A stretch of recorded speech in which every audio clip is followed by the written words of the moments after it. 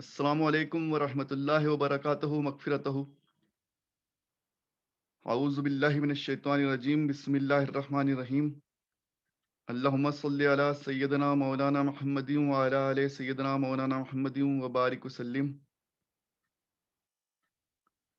اللہ تعالیٰ کا بڑا شکر، کرم اور احسان کہ اس نے ہمیں ایمان والوں میں پیدا فرمایا، اور مزید کرم یہ ہوا کہ اپنے محبوب نبی کریم صلی اللہ علیہ وسلم کی امت میں پیدا فرمایا۔ ایمان والوں میں پیدا ہونا یہ ہم پر اللہ تعالیٰ کا ہی کرم ہے، یا کسی کا ایمان میں داخل ہو جانا، ایمان لے آنا، یہ بھی اللہ کا بڑا کرم ہے۔ اور آج ہمارا موضوع بھی یہی ہے کہ ایمان کیا ہے، ایمان کیا ہے اور ہمارا عقیدہ کیا ہے، انسان کا ایمان کیا ہونا چاہیے اور اس کا عقیدہ کیا ہونا چاہیے، یہی ہمارا موضوع ہے۔ کسے ایمان کہتے ہیں اور کس طرح کا ہمارا عقیدہ ہونا چاہیے۔ جس طرح سے سکے کے دو پہلو ہوتے ہیں، ہر سکے کے دو پہلو ہوتے ہیں، ایمان کے بھی دو پہلو ہیں۔ ایمان بھی ظاہری اور باطنی دونوں کا نام ہے، یعنی ایمان ظاہر میں بھی ہوتا ہے اور باطن میں بھی ہوتا ہے۔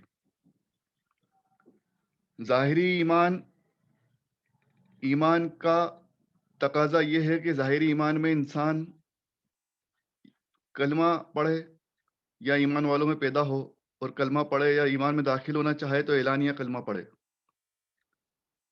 اور دوسرا جو باطنی یا باطنی تقاضا ہے ایمان کا، وہ ہے اس کا دل میں اقرار، اس کی نیک نیتی اور اس کے مطابق اس کے اعمال۔ یعنی ایمان کے لیے دونوں چیزیں ضروری ہیں کہ آپ یا تو ایمان والوں میں پیدا ہو جائیں، یا ایمان میں داخل ہونا چاہیں تو کلمہ طیبہ پڑھیں، کلمہ توحید پڑھیں، کلمہ شہادت پڑھیں، اور پھر اس کا ظاہری اعلان کرتے ہوئے آپ اس کے مطابق عمل کریں۔ یعنی کہ بنا کلمہ پڑھے نیک عمل کی کوئی گنجائش نہیں کہ وہ ایمان والوں میں داخل ہوگا یا ایمان والا کہلائے گا، کیونکہ نیک عمل، اچھے عمل تو دونوں لوگ کرتے ہیں، ایمان والے بھی اچھا عمل کرتے ہیں، اور جو لوگ ایمان میں داخل نہیں ہیں یا جو ایمان نہیں لائے وہ بھی نیک عمل کرتے ہیں، وہ بھی اچھا عمل کرتے ہیں۔ تو ایمان والوں میں شمار ہونے کے لیے اللہ تعالیٰ نے کیا فرمایا ہے کہ آپ کو کلمہ طیبہ، کلمہ توحید، کلمہ شہادت بھی پڑھنا ہے اور نیک عمل بھی کرنا ہے۔ یہ بہت باریک بات ہے جس کو عام انسان سمجھ نہیں پاتا۔ تو آج اس چیز کو ہمیں سمجھنے کی کوشش کرنا ہے کہ ہم ماشاءاللہ الحمدللہ ایمان والوں میں پیدا ہوئے، ہم نے کلمہ پڑھا، تو ہمارا ایک تقاضا پورا ہوا ہے۔ دوسرا تقاضا ہمارا یہ ہے کہ ہم اس کے مطابق عمل کریں، اس کے مطابق زندگی بسر کریں۔ یعنی کہ اس کی جو باطنی ضرورت ہے، باطنی تقاضے ہیں، جو دوسرا پہلو ہے، اس کو پورا کریں۔ کیونکہ اللہ تعالیٰ نے فرمایا ہے قرآن اور حدیث میں بھی، یہ بات ثابت ہوئی ہے، اسے ہم آج ثابت کرنے کی کوشش کریں گے، اس کو سمجھنے کی کوشش کریں گے، اس کے حوالے اور دلیل پڑھنے کی کوشش کریں گے کہ ایمان کے دو تقاضے کس طرح سے ہیں اور ایمان کس طرح سے مکمل ہوتا ہے۔ یہ ہمارا اپنا خود کا کوئی اس میں سوچ یا ہمارے خود کے ویوز نہیں ہیں، یہ اللہ اور اس کے رسول کی باتیں ہیں، اور اللہ اور اس کے رسول نے کیا فرمایا۔ اور آج ہم اپنے عقیدے کو بھی درست کرنے کی کوشش کریں گے، خدا نہ خواستہ ہمارا یا کسی اور کا عقیدہ درست نہ ہو تو وہ بھی عقیدہ درست ہوگا، اور ہمیں ہمیشہ کوشش کرنا چاہیے کہ ہمارا عقیدہ درست رہے۔ ایمان کے ساتھ ساتھ عقیدہ بھی ضروری ہے۔ صحیح بخاری کی حدیث نمبر 1 میں اللہ تعالیٰ نے فرمایا ہے آپ صلی اللہ علیہ وسلم کے ذریعے، اور آپ صلی اللہ علیہ وسلم فرماتے ہیں کہ انما الاعمال بالنیات، اعمالوں کا دار و مدار نیتوں پر ہے۔ یعنی کہ صحیح بخاری کی سب سے پہلی حدیث بھی ہمیں اعمال سکھا رہی ہے، اور اعمال کا دار و مدار جو ہے نیتوں پر ہے۔ تو نیتیں اور اعمال دونوں امپورٹنٹ ہیں، اعمال اور نیت دونوں پر غور کرنا ہے۔ ایمان والوں کے لیے دونوں باتیں ضروری ہیں۔ کوئی انسان کی نیت یعنی کہ اس کا ایمان ڈاواں ڈول ہو اور وہ کتنے اچھا عمل کرے تو وہ اس کیٹیگری میں نہیں آئے گا جس کیٹیگری میں ایمان والے آتے ہیں۔ اور کسی انسان نے صرف ایمان قبول کر لیا یا ایمان میں داخل ہو گیا یا ایمان والوں میں پیدا ہو گیا، لیکن اس کے اعمال گڑبڑ ہیں، تو وہ بھی اس کیٹیگری میں شامل نہیں ہوگا۔ یعنی کہ آپ کے اعمال اور آپ کی نیت، آپ کا ظاہر اور آپ کی باطن، دونوں آپ کا اللہ تعالیٰ اور اس کے رسول کے فرمائے ہوئے طریقے پر ہونا چاہیے، اس کو فلفل کرنا چاہیے، اس کی ریکوائرمنٹس کو فلفل کرنے والا ہونا چاہیے، تبھی آپ صحیح ایمان والے اور نیک بندوں میں شامل ہوں گے۔ اسی طرح سے صحیح بخاری کی سب سے آخری حدیث بھی یہی بتاتی ہے، 7563، حدیث نمبر 7563 پر بخاری شریف مکمل ہوئی، اور اس میں بھی پھر اعمال کی ہی بات کی گئی۔ نمبر 1 حدیث میں بھی اعمال اور نیتوں کی بات کی گئی، اور 7563 میں بھی پھر اعمال کا ہی ذکر کیا گیا، اور فرمایا گیا کہ بے شک بروز قیامت اعمالوں کو تولا جائے گا، اور فرمایا سبحان اللہ و بحمدہ سبحان اللہ العظیم پڑھا کرو۔ جب تمہارے اعمال تولے جائیں گے تو یہ تمہارے پلڑے کو، نیکی کے پلڑے کو بھاری کر دے گا انشاءاللہ۔ تو صحیح بخاری کی شروعات اور اس انتہا، مطلب اس کی کا خاتمہ، دونوں اعمال اور نیت سے، ظاہر اور باطن سے، ان سب باتوں سے ہوئی، اور اس کلمہ مبارک کا یہ بھی بتایا گیا کہ اس کی عظمت بھی بیان کی گئی، اور یہ صاف ہوا کہ اللہ تعالیٰ کو ماننے کے لیے، اس کی عظمت بیان کرنے کے لیے ظاہری یعنی اعلانیہ یا کلمہ طیبہ بھی پڑھنا ضروری ہے، اور اس کو دل سے ماننا بھی ضروری ہے، اس کی تصدیق کرنا بھی ضروری ہے، اس کے مطابق عمل کرنا بھی ضروری ہے۔ اس سب سے پہلے ہم یہ دیکھیں کہ ایمان میں داخل ہونے کے لیے ہمیں کلمہ طیب پڑھنا پڑتا ہے، اسے ماننا پڑتا ہے، اور کلمہ طیب سبھی کو پتہ ہے کہ کیا ہے، لا الہ الا اللہ محمد الرسول اللہ صلی اللہ علیہ وآلہ وسلم۔ اب اسی کلمے میں ایمان اور عقیدہ دونوں چھپا ہوا ہے۔ آج کہنے کو یہ بہت آسان بات ہے، سبھی لوگ اس کلمے کو پڑھتے ہیں اور سمجھتے ہیں، لیکن اس کلمے کی جو ریکوائرمنٹس ہیں، تقاضے ہیں، اس کو پوری طرح سے ہم سمجھ رہے ہیں یا اس پر عمل کر رہے ہیں یا نہیں، یہ ہمارا آج موضوع ہے۔ کہنے کو ایک لائن کا کلمہ ہے، لیکن اس میں بہت ساری چیزیں اور بہت سارے تقاضے چھپے ہوئے ہیں۔ سب سے پہلے ہم اس کا ترجمہ پڑھنے کی اور سمجھنے کی کوشش کریں۔ لا الہ الا اللہ مطلب کہ نہیں ہے کوئی معبود، نہیں ہے کوئی عبادت کے لائق، پوجنے کے لائق سوائے اللہ کے۔ یعنی کہ سب سے پہلا اس کا فرسٹ پارٹ کیا کہتا ہے کہ اللہ کے سوا کوئی عبادت کے لائق نہیں، اللہ اکیلا ہے، وہی عبادت کے لائق ہے۔ اس بات کو بھی سمجھنا ہے، اللہ کے سوا کسی اور کو سجدہ نہیں کرنا، اللہ کے سوا کسی اور سے کچھ مانگنا نہیں، اللہ کے سوا کسی اور کی عبادت نہیں کرنا، اس کے ساتھ کسی کو شریک نہیں کرنا۔ یہ اس کا فرسٹ پارٹ ہمیں سکھاتا ہے۔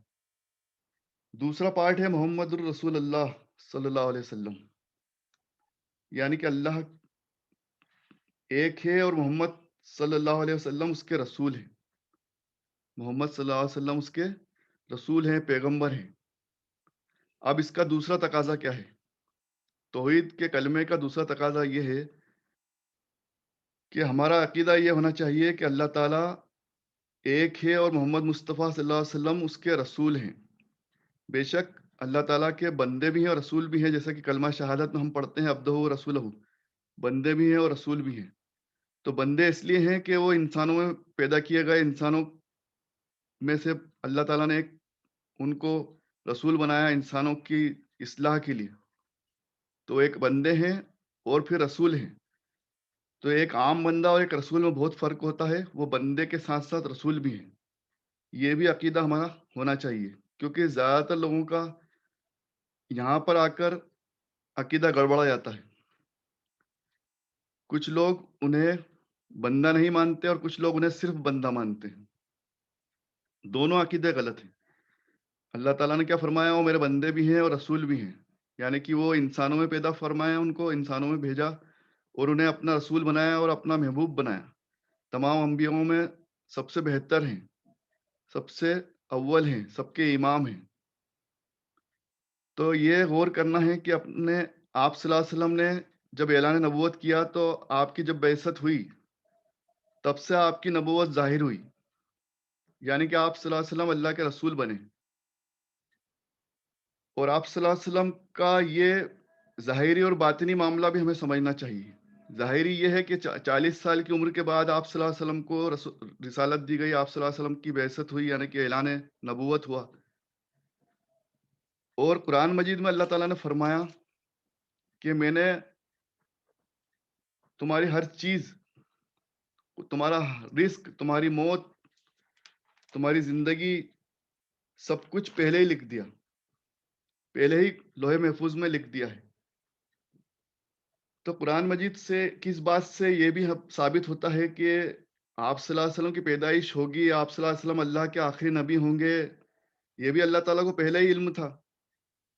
ہمیں ایمان میں داخل ہونا ہے تو ایمان کا تقاضا یہ بھی ہے کہ ہمیں ایک اللہ پر، اس کے رسول پر، تمام کتابوں پر، اس میں قرآن مجید بھی شامل ہے، آخری کتاب ہے، تمام کتابوں پر، انبیاؤں پر، فرشتوں پر، قیامت پر، ہے نا، آخرت پر، قبر پر، ہر چیز پر ایمان لانا ہے.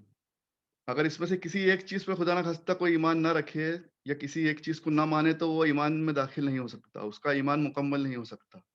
تو یہ ایمان کا تقاضا ہے اور یہ ایمان کی دلیل ہے اور یہ ایمان سے ہمارا عقائد، ہمارے عقیدے کو مکمل کرتی ہیں. تو صرف کلمہ پڑھ لینے سے یا اس کا ترجمہ پڑھ لینے سے یا اس کو مان لینے سے کوئی ایمان والا نہیں ہوگا، اس کے عقیدے بھی درست ہونا چاہیے. تو یہ اللہ تعالیٰ کو پہلے سے ہی سب علم ہے، اللہ تعالیٰ نے پہلے ہی اپنے نبیوں کو لوح محفوظ میں ان کے بارے میں لکھ دیا.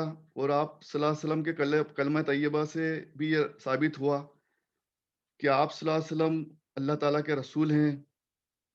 اب دیکھیے، ایک تو اس بات پہ بھی ہمیں غور کرنا ہے، کچھ لوگوں کا عقیدہ اور کچھ ایک خاص فرقے کا عقیدہ یہ بھی ہے کہ وہ نبی کریم صلی اللہ علیہ وسلم کی جب ظاہری طور پہ اس دنیا سے چلے گئے، جب آپ صلی اللہ علیہ وسلم اللہ کو کے پاس چلے گئے، وفات ہو گئی، آپ صلی اللہ علیہ وسلم نے اس دنیا فانی کو چھوڑ دیا اور اپنے روزے مبارک میں آرام فرما رہے ہیں. تو آپ صلی اللہ علیہ وسلم کے اس دنیا سے جانے کے بعد وہ لوگ آپ صلی اللہ علیہ وسلم کے بارے میں یہ عقیدہ رکھتے ہیں، استغفر اللہ، نعوذ باللہ، کہ ہر انسان جو اب قبر میں چلا گیا اس کا سب کھاتے بند ہو گئے، ان کا کوئی لینا دینا اس دنیا سے نہیں رہا. تو یہ عقیدگی ہے، برا عقیدہ ہے، غلط عقیدہ ہے، استغفر اللہ، نعوذ باللہ. نبیوں کا اور معاملہ کیسا ہے، نیک لوگوں کا معاملہ کیسا ہے، یہ میں آپ کو قرآن مجید سے اور حدیث مبارکہ سے ہی ثابت کروں گا، اس بات کی دلیل دوں گا. اور آپ صلی اللہ علیہ وسلم کے بارے میں ہمارا عقیدہ کیا ہونا چاہیے؟ سب سے پہلے تو اگر ہم کوئی انسان علم والا ہے تو وہ اس کلمہ طیبہ کو پھر سے پڑھے کہ اللہ ایک ہے اور نبی کریم صلی اللہ علیہ وسلم، محمد رسول اللہ صلی اللہ علیہ وسلم اس کے بندے ہیں اور رسول ہیں. تو یہ ہیں، قیامت تک کے لیے ہیں.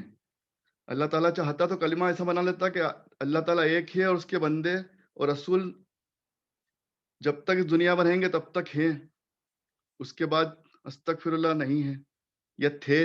ان کی وفات کے بعد یہ بولا جائے کہ تھے، تو ہم ایسا بولتے ہیں کیا لا الہ الا اللہ محمد رسول اللہ میں کہ آپ صلی اللہ علیہ وسلم تھے؟ کلمات پہ غور کریں، اس کے ترجمے پہ دھیان دیں تو یہ کلمہ شروع سے لے کر آخری تک ہے، قیامت آنے تک کے لیے ہے میں رہے گا کلمہ. اس بات پہ جن لوگوں کا عقیدہ گڑبڑ ہے وہ دھیان نہیں دیتے کہ ہیں، ترجمہ اس کا ہے، اللہ ایک ہے اور محمد مصطفیٰ صلی اللہ علیہ وسلم رسول ہیں. چاہے اس دنیا میں وہ اب ظاہری طور پر ہیں یا نہیں ہیں، لیکن رسول ہیں اور رہیں گے. یہ عقیدہ ہونا چاہیے، اس بات کو سمجھنا چاہیے. کچھ لوگ فرقے کا شکار ہو کر بد اخلاق کی اور بد عقیدے کی باتیں کرتے ہیں اور اپنا ایمان کو خراب کرتے ہیں. اصل میں اس کلمہ طیبہ میں بہت کچھ چھپا ہوا ہے، اس بات کو سمجھنے کی ضرورت ہے کہ اللہ کی عطا سے ان کے نبی صلی اللہ علیہ وسلم جہاں ہیں، جیسے ہیں، ان کے روزے مبارک میں ہیں، اور جس طرح سے ان کو اللہ تعالیٰ نے اپنی شان کے مطابق اور اپنے رسول کی شان کے مطابق رکھا ہے، اس پہ ہمارا عقیدہ ہونا چاہیے. اور وہ ابھی صحیح حدیثوں سے بھی ثابت ہوگا انشاءاللہ. تو ہمارا عقیدہ یہ ہونا چاہیے کہ آپ صلی اللہ علیہ وسلم یا کوئی بھی نبی، ان کو مٹی نہیں سمجھنا ہے. ان کو ان کے اس ظاہری دنیا سے جانے کے بعد جو بد اعمال لوگ ہیں، جو گناہ گار لوگ ہیں، جو بد عقیدہ لوگ ہیں، جن کے عقیدے بگڑے ہوئے ہیں، وہ ایسی باتیں کرتے ہیں کہ جو اس دنیا سے گیا وہ مٹی ہو گیا، استغفر اللہ. تو وہ فرقے سے ہمیں بچنا ہے، اس فرقے کے لوگوں سے بھی میں گزارش کروں گا کہ وہ بھی اس بات پر غور کریں کہ جب ایک کلمہ ہے، اگر آپ ہندی سمجھتے ہیں تو ورتمان کال میں ہے، تو ورتمان کال میں ہی دونوں باتیں کی گئی ہیں، اور انگلش سمجھتے ہیں تو سمپل پریزنٹ ٹینس میں دونوں بات کی جا رہی ہے۔ ایسا نہیں کہ آدھا کلمہ پریزنٹ میں ہے اور آدھا کلمہ پاسٹ ٹینس میں ہے، کیا اللہ تعالیٰ ایک ہے اور اس کے رسول تھے؟ ایسا نہیں ہے، پورا کلمہ پریزنٹ ٹینس میں ورتمان کال میں چل رہا ہے کہ اللہ ایک ہے اور محمد مصطفیٰ صلی اللہ علیہ وسلم اس کے بندے اور رسول ہیں۔ اب یہ تا قیامت ہیں ہی چلے گا، ہیں پہ دھیان دینا آپ نے، تو وہ ہمارا عقیدہ سدھارے گا۔ کلمہ توحید ہمارا عقیدہ سدھارتا ہے۔ تو یہ اس بات کا ہمیں علم رکھنا چاہیے، اور یہ حدیثوں سے بھی ہمیں اس بات کو سمجھنا ہے کہ آپ صلی اللہ علیہ وسلم جب ظاہری پردہ فرما گئے تو اللہ کے رسول کو اللہ تعالیٰ نے اپنی شان کے مطابق ان کے مزار مبارک میں کس طرح رکھا ہے۔ اب دیکھیے جس طرح سے اللہ تعالیٰ اپنے نبیوں کی روحوں کو رکھتا ہے، جیسے ہم نے شب معراج والی حدیث میں پڑھا تھا، شب معراج میں نے صحیح بخاری کی حدیث پیش کی تھی کہ تمام انبیاؤں کو اور رسولوں کو جو بظاہر اس دنیا سے چلے گئے تھے، یہ چلے گئے ہیں، جیسا کہ لوگ کہتے ہیں کہ ان کا انتقال ہو گیا، استغفر اللہ، چلو انتقال ظاہری طور پہ بے شک ہر جاندار کو موت کا مزہ چکھنا، یہ اللہ تعالیٰ نے قرآن مجید میں فرمایا، لیکن اللہ تعالیٰ اپنے نبیوں کو کس طرح سے رکھتا ہے۔ اب یہ دیکھیے، انہی کو اللہ تعالیٰ نے آپ صلی اللہ علیہ وسلم سے ملوایا، صحیح بخاری کی حدیث ہم نے شب معراج کے موضوع میں پڑھی، پھر آپ صلی اللہ علیہ وسلم نے انہیں دیکھا، ملاقات کی، بات چیت کی، سب کچھ ہوا، یعنی یہ بات ثابت ہوئی کہ اللہ تعالیٰ کے نبی چاہے اس دنیا میں چلے جائیں، رہیں اس دنیا میں فانی سے چلے جائیں، لیکن آج بھی وہ اپنی شان اور اللہ تعالیٰ کی مرضی کے مطابق جہاں اللہ تعالیٰ چاہے، جہاں جیسا چاہے موجود ہیں۔ اور نبی کا تو بہت بڑا مقام ہے اور مرتبہ ہے کہ آپ صلی اللہ علیہ وسلم، یہ تمام نبی، ان کے علاوہ اگر انسان بھی، اگر نیک انسان کی بھی شہادت ہو جائے، جو ایمان میں شامل ہو، ایمان والا ہو، اور اس کو شہادت کا درجہ مل جائے، تو قرآن مجید سے اب سب سے پہلے ہم سمجھ رہے ہیں۔ اب دلیلیں میں اور آپ کے سامنے پروف اور ایویڈنس پیش کرنا شروع کر رہا ہوں کہ آپ کس طرح سے ان لوگوں کے بارے میں عقیدہ ہونا چاہیے۔ ایمان اور عقیدہ ہمارا موضوع ہے۔ سورہ بقرہ آیت نمبر 154 میں اور آل عمران 169 میں قرآن مجید میں اللہ تعالیٰ کیا فرما رہا ہے، آپ غور سے سنیں۔ یہ باتیں نہ کسی انسان کی ہے، نہ کسی فرقے کی ہے، یہ تمام جہانوں کے لیے اللہ تعالیٰ نے جو اپنی کتاب بھیجی، اس میں اللہ تعالیٰ خود فرما رہا ہے کہ انہیں مردہ مت سمجھو، وہ زندہ ہیں، انہیں رزق بھی دیا جاتا ہے اور تمہیں اس بات کا علم نہیں ہے۔ دیکھیے کتنے کھول کر کتنے صاف الفاظ میں اللہ تعالیٰ نے فرمایا۔ سورہ بقرہ، سورہ آل عمران، یہ میرا یا کسی ایک انسان کی یہ سوچ نہیں ہے، اللہ تعالیٰ فرما رہا ہے کہ انہیں مردہ مت سمجھو، وہ زندہ ہیں، انہیں رزق دیا جاتا ہے، تمہیں اس بات کا علم نہیں ہے۔ اسی طرح سے نبی کریم صلی اللہ علیہ وسلم کو درود بھیجنے کا حکم سورہ احزاب آیت نمبر 56 میں فرمایا۔ اب یہ نہیں فرمایا کہ آپ صلی اللہ علیہ وسلم جب اس دنیا سے پردہ فرما جائیں تو ان پر درود بھیجنا بند کر دینا، جب تک وہ موجود رہے تب تک درود بھیجنا نہیں، قیامت تک کے لیے فرما دیا کہ اللہ کے رسول پر درود بھیجا کرو، سلام بھیجا کرو، درود اور خوب سلام بھیجا کرو۔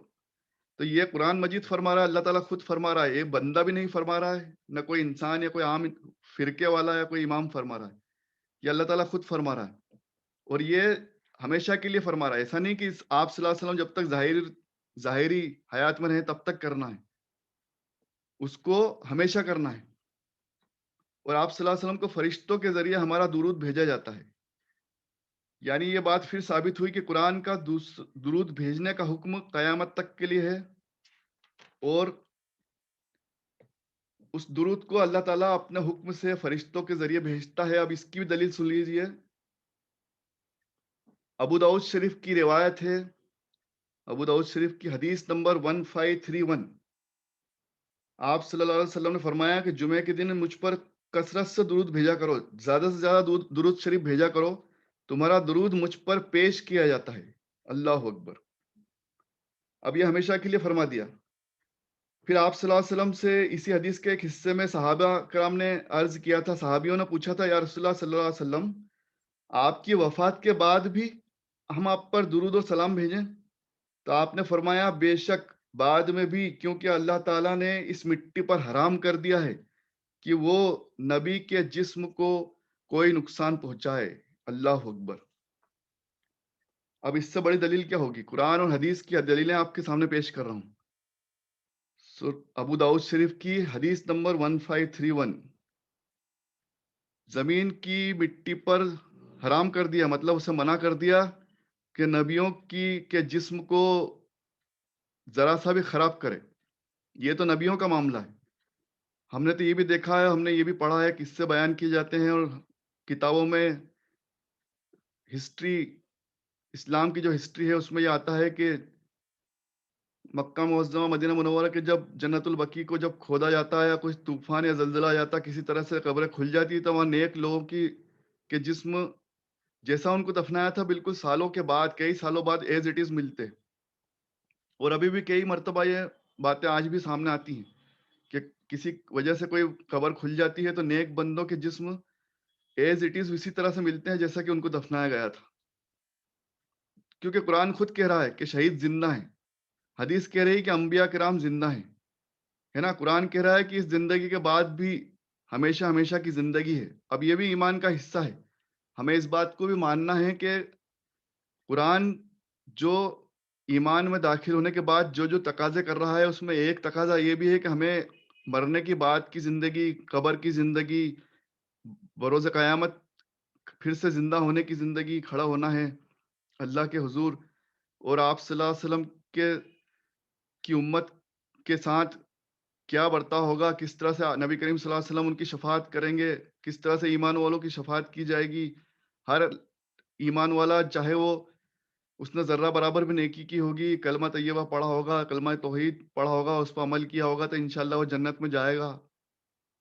تو ان سب باتوں پر ایمان لانا، اس پر یقین کرنا بھی، اور یہ بھی ہمارے عقیدے کا حصہ ہے۔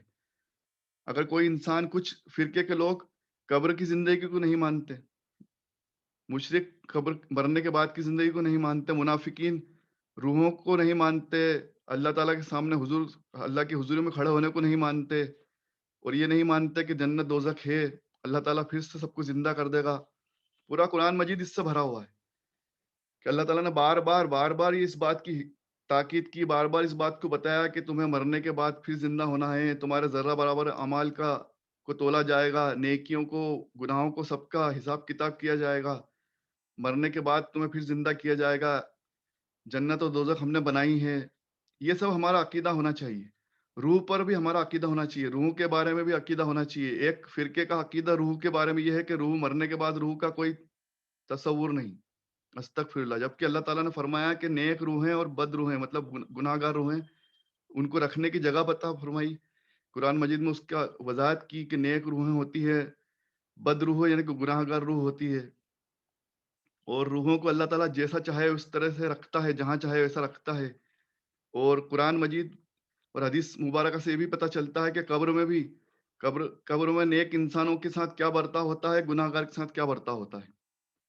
قبر بھی فرمایا کہ قبر جنت کا ایک باغیچوں میں سے باغیچہ ہے، یعنی کہ نیک انسان کی قبر میں جنت کی کھڑکی کھول دی جاتی ہے، یعنی کہ اسے تھوڑا سا آرام اور جنت کا احساس کرا دیا جاتا ہے، اور گناہ گار انسان کے لیے گناہ گار کی قبر دوزک کے گڑھوں میں سے ایک گڑھا ہے، استغفر اللہ۔ تو یہ ہمارا عقیدہ ہمیں درست کرنا ہے، ہمیں اس بات کو مان کر چلنا ہے کہ اللہ تعالیٰ نے ہمیں ایمان میں داخل ہونے کے ساتھ ساتھ کیا کیا چیزیں فرمائی، کس کس چیز سے ہمارا ایمان مکمل ہوتا ہے، اور ہمارا عقیدہ کیا ہونا چاہیے۔ اللہ اور اس کے رسول کے بارے میں بھی عقیدہ درست رکھیں، روح کے بارے میں اپنا عقیدہ درست رکھیں، کیونکہ یہ عقیدہ بگاڑنے کی کوشش کی جا رہی ہے۔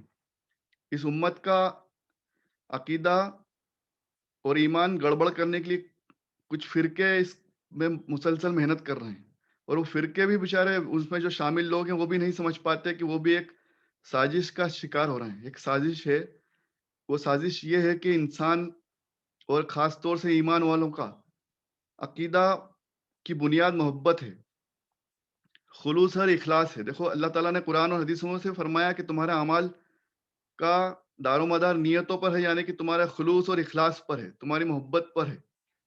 تو اعمال بھی جبھی منظور ہیں، جبھی قبول ہیں، ایمان بھی جبھی قبول ہے کہ جب آپ کا عقیدہ درست ہو، آپ کی محبت اور اخلاص اور خلوص آپ میں ہوں. تو یہ ختم کرنے کے لیے ایک مشن چلایا جا رہا ہے، ایک سازش چلائی جا رہی ہے کہ انسان کے دل سے محبت، خلوص اور اخلاص ختم کر دیا جائے. کیونکہ یہ ختم ہو جائے گا تو یہ ایک اپنا آپ انسان کا جو ایمان ہے، جو ایمان کی جو اس کی بنیاد ہے وہ ڈھہ جائے گی، وہ ختم ہو جائے گی. استغفر اللہ. تو اس بنیاد کو، اس عمارت کو گرانے کے لیے ایک دیمک کا کام کر رہا ہے یہ فرقہ. کئی فرقے اس میں دیمک کا کام کر رہے ہیں، وہ ہمارے ایمان کو اندر ہی اندر کھا رہے ہیں، ہمارے اخلاص کو، خلوص کو کھا رہے ہیں، اور اس ہمارے ایمان کی عمارت کو برباد کرنے کی کوشش کی جا رہی ہے، اسے ختم کرنے کی کوشش کی جا رہی ہے. کیونکہ نبی کریم صلی اللہ علیہ وسلم کے زمانے میں جب ان کے صحابہ کرام ایمان لائے تو اس قدر محبت فرماتے آپ صلی اللہ علیہ وسلم سے، اور ایمان کا تقاضا بھی یہی ہے، اور آپ صلی اللہ علیہ وسلم سے محبت اس کا حصہ بھی ہے. جیسے کہ صحیح بخاری کے حدیث نمبر 1415 کا مفہوم ہے کہ تم میں سے کوئی شخص ایمان والا نہیں ہو سکتا جب تک کہ وہ سب سے زیادہ مجھ سے محبت نہ کرے.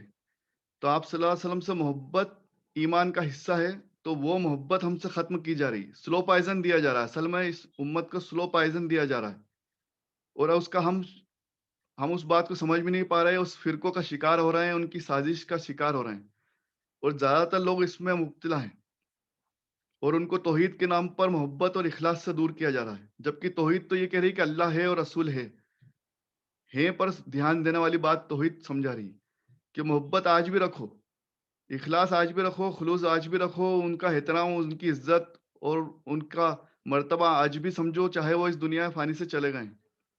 تو اخلاص اور محبت میں کہیں کمی نہیں ہونا چاہیے. ان کی جب وہ اس دنیا میں حیات تھے ظاہری طور پر، تو صحابہ کرام کیا فرماتے تھے جب ان کی خدمت میں آتے، جب ان کے سامنے آتے تو کہتے یا رسول اللہ صلی اللہ علیہ وسلم، آپ پر ہمارے والدین یعنی کہ ہمارے ماں باپ قربان. کہاں سے شروعات ہوتی تھی بات چیت کی؟ یا رسول اللہ صلی اللہ علیہ وسلم، آپ پر ہمارے ماں باپ قربان. اب یہ محبت اور یہ اخلاص ایمان کا تقاضا ہے، ایمان دکھاتا تھا.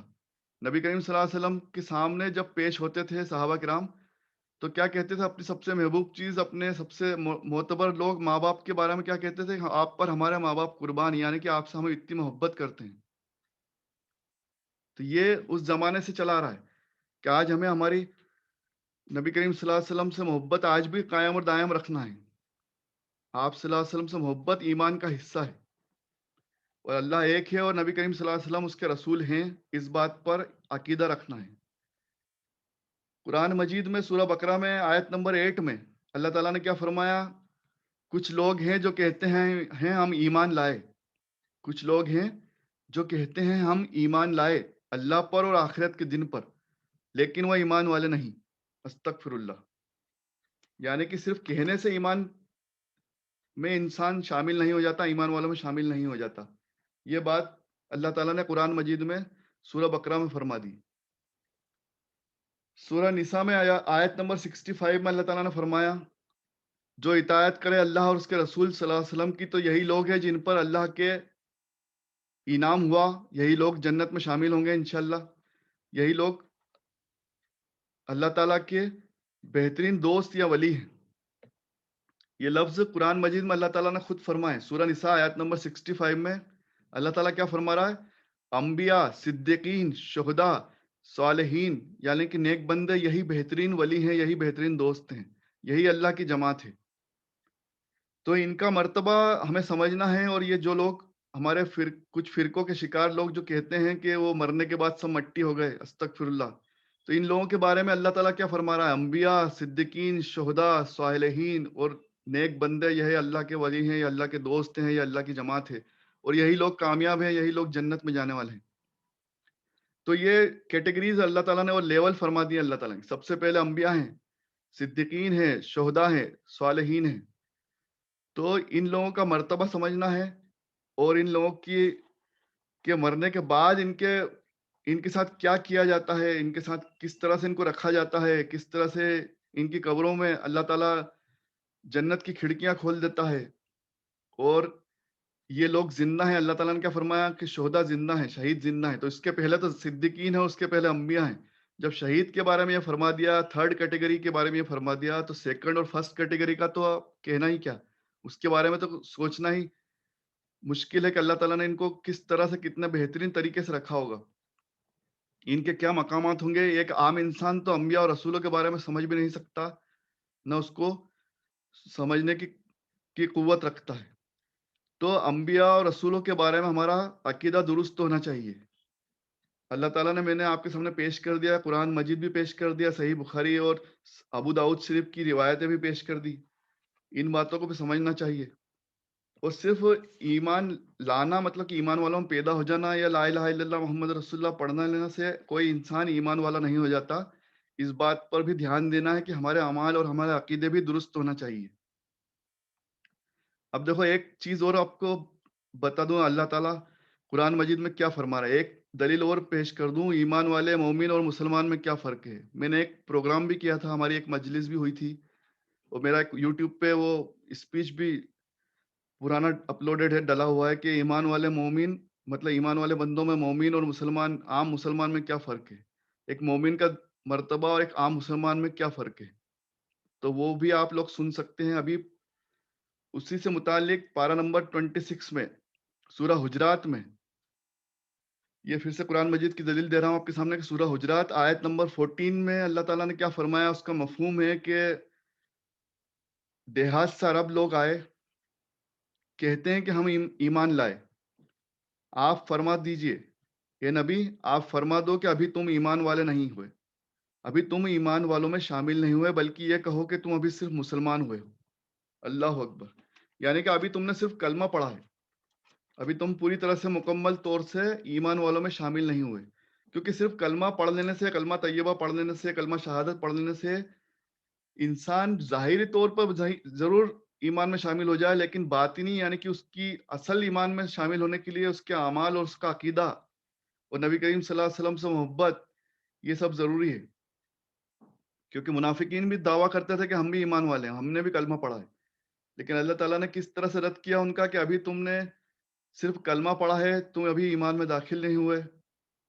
اس کا خلاصہ کلام یہ ہوا کہ صرف نام کے مسلمان ہو، مومن جب تک نہیں ہو سکتے جب تک کہ تمہارے دل و دماغ میں، تمہارے اعمال میں ایمان داخل نہ ہو جائے۔ اللہ اکبر۔ تو اللہ تعالیٰ ہم سب کے عقیدوں کو درست فرمائے، ہم سب کے ایمان کو درست فرمائے، اللہ تعالیٰ ہم سب کے ایمان اور عقیدے کی حفاظت عطا فرمائے، اور ہم سب کو صحیح طریقے سے زندگی بسر کرنے، ایمان والوں کی طریقے سے، جس طرح سے اللہ تعالیٰ چاہتا ہے کہ ایمان والا بندہ جس طرح سے ایمان والا ہونا چاہیے، اس کا عقیدہ ہونا چاہیے، جس طرح سے اس کے اعمال ہونا چاہیے، اللہ تعالیٰ ان سب میں ہمیں شمار فرمائے، اور ہم سے ہمارے ایمان میں، ہمارے عقیدے میں کچھ خلل ہو تو اللہ تعالیٰ اسے دور فرمائے، کچھ غلطی ہو تو اسے اللہ تعالیٰ درست فرمائے، اور ہمیں کسی فرقے کا شکار ہونے سے بچائے۔ آمین۔ اللہ تعالیٰ ہم سب کو کہنے سننے سے زیادہ عمل کی توفیق عطا فرمائے۔ وآخر الدعوانا ان الحمد للہ رب العالمین۔ بسم اللہ الرحمن الرحیم، الحمد للہ رب العالمین۔ اللہ تعالیٰ ہم سب کا بیٹھنا قبول فرمائے، اس نیکی کو، ہماری اس ٹوٹی پھوٹی نیکی کو قبول و مقبول فرمائے، ہم سے کچھ غلطی ہو گئی ہو تو اسے معاف فرمائے۔ اللہ تعالیٰ اپنے محبوب نبی کریم صلی اللہ علیہ وسلم کے صدقے و طفیل میں، اور اپنے رحم و کرم کے صدقے طفیل میں ہم سب کی اور ہمارے تمام والدین کی، ہمارے گھر والوں کی، رشتہ داروں کی اور تمام امت مسلمہ کی مغفرت عطا فرمائے، ہم سب کو جنت الفردوس عطا فرمائے، تمام مرحومین کو، تمام امت مسلمہ کو جنت الفردوس عطا فرمائے، ہم سب کے عقیدے کو درست فرمائے، ہم سب کو ایک اور نیک بنائے، ہم سب کو فرقوں کا شکار ہونے سے بچائے، ہمیں صحیح طریقے سے ایمان پر عمل کرنے کی اور ایمان والوں میں شامل فرمائے، ہمارا خاتمہ بھی اللہ تعالیٰ ایمان والوں میں فرمائے، اللہ تعالیٰ ایمان والی زندگی اور ایمان والی موت نصیب عطا فرمائے۔ آمین یا رب العالمین۔ اللہ تعالیٰ ہم سب کو دنیا اور آخرت کی تمام بھلائیاں، رحمتیں نازل فرمائے، برکتیں نازل فرمائے، جن جن لوگوں نے دعاؤں کے لیے کہا ہے، اللہ تعالیٰ سب کی دعاؤں کو قبول فرمائے۔ اللہ تعالیٰ ہم سب کو، تمام امت مسلمہ کو شفا، تندرستی، صحت یاب عطا فرمائے، ہم سب کے روزی روزگار میں برکت عطا فرمائے، ہم سب پہ اپنا مزید رحم و کرم کا معاملہ عطا فرمائے، اور ہم سب کی تمام دعاؤں کو قبول فرمائے، اور اللہ تعالیٰ ہم سب کو دنیا اور آخرت کی تمام بھلائیاں عطا فرمائے۔